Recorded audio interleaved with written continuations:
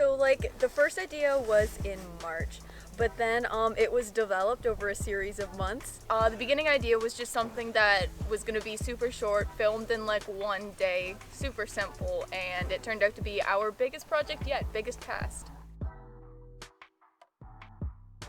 We had a place we wanted to shoot at, but unfortunately last minute we figured out we couldn't, and so all of a sudden we were trying to find a set in like the last couple days, and we didn't want to change the date because we had so many people involved. That's just a lot of work to change the date and find one that works for everyone again. And so we did a very fast scouting, and we ended up actually just using a clearing in our bush behind our field. Yeah, it was considerably different. There was a lot more people there. The numbers were higher. Oh, there was a tent. That was really enjoyable because that made it seem more realistic. Because we had like a canopy up. It was great.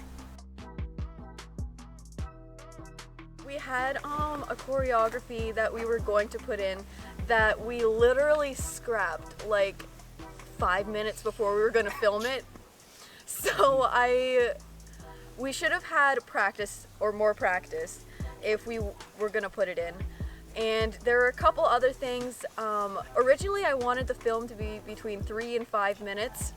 It's 9 minutes, and I don't know what else I can cut. And what I realized afterwards is that if I wanted it to be between 3 and 5 minutes, I would have needed to film the appearances and the disappearances differently.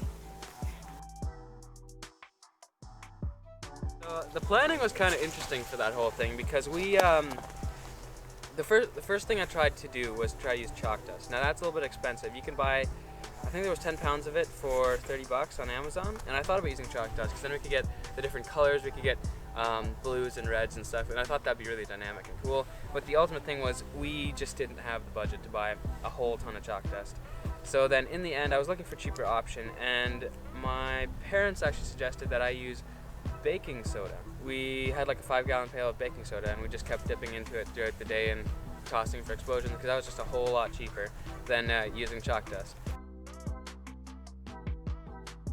So it was incredibly hot, and it was nasty and brutal, but we made it through alive, and what doesn't kill you makes you stronger, so we're better people because of it, right? Temperature change was very, very big. Yeah, from the beginning, first day to the last day. Snow is like a little challenging sometimes to film in, just with needing to walk through, and then there's like footsteps there and everything, so we had to be careful with that. Well, you know, we really had to dip into that pizza. You know the meaning behind pizza? When Teach was walking into the clearing, Alex, Tyler, and I had to like go downhill through some brush and like around a bunch of stuff, and then up through some more deep snow. So that was a fun time. Not very efficient, essentially. Yeah, but you can't always be efficient with the whole footprints thing, because once there's footprints, there's really no going back. We had some good experience with scheduling. Obviously with like a cast and crew that was so big this time, we had to have like everything planned out, everything scheduled like accurately. The white symbolizes the bread before it's prepared. Like back in its beginnings before it's worn, before it has flavor or texture. Mass production of costumes was something new. That mass was production new. for us. This is a big project for us, a big cast. I did have a rough shot list that Tyler put together and my own outline, but it wasn't like, I wish I would have had it a little more planned out. Something I'm going to take away from this film is probably that sound effects are more necessary, like recording good sound is probably more necessary than I thought. Massive, unbridled credit to Donovan Cornelson and Liam Erb, who drove by the sweat of their brow, drove all the way to get the baking soda and put it in the pail. Without them, we would have had to get someone else to do that. The film would have still happened without them. We just would have had someone else go get it. But you know, because they were here, we didn't have to do that. Also, VFX, I need to be more planned on that next time.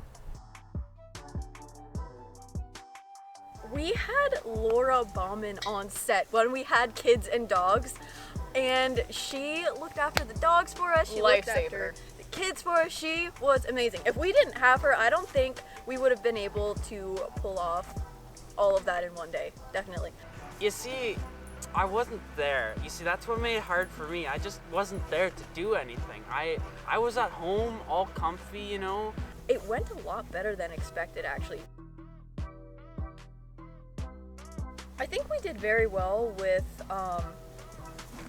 like planning it out and like filming at the right times. It didn't look like it was supposed to, because sadly this year our bush wasn't as bright and as colorful. The thing with seasonal is basically every couple days we just go back, check it out, and we decide if we can film again. And thankfully the cast and crew was quite flexible with their schedules, so it all worked out pretty well. Color grading was surprisingly a lot of fun, and throwing the baking soda was fun because it always there were some really great poofs in the final film, I think. Goodness, people are just the worst.